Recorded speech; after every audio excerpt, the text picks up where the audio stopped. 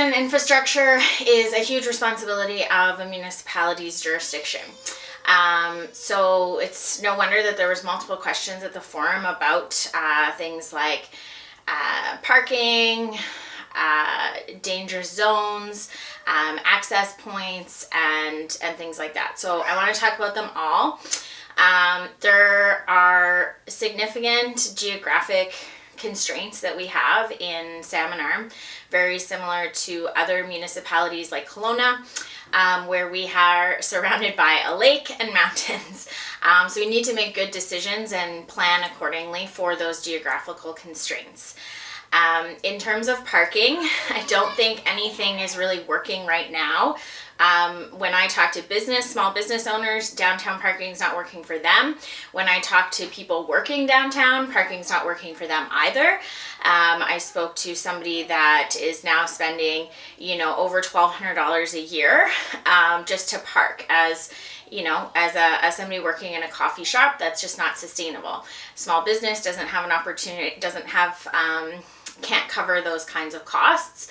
And so it really becomes a cost to working. So we need to figure out good solutions for that. I don't think that increasing parking downtown is the solution for that, because all that does is create more congestion. When you have more spaces, more people will drive downtown and will have those serious congestion issues that other municipalities have. It also makes it far less safe. I have a friend that uses a scooter to get around, and she was hit by a car a couple years ago because of how people are just whipping around downtown.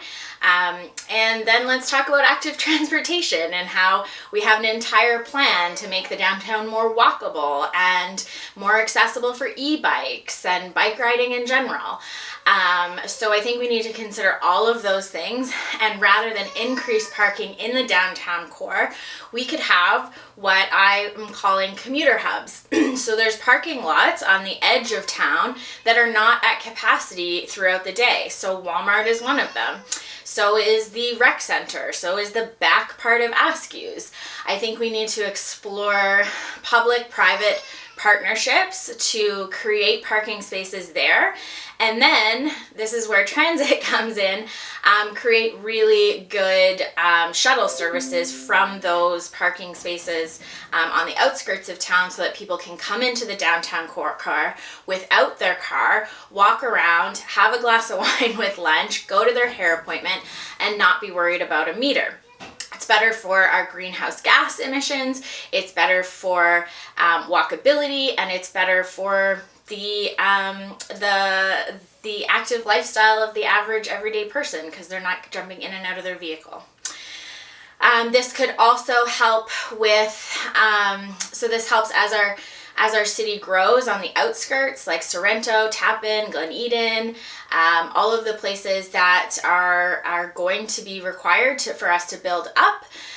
Because of our geographical constraints, this provides options for them. It provides options to our friends in Canoe that could just zip up to the rec center parking lot and catch a shuttle downtown.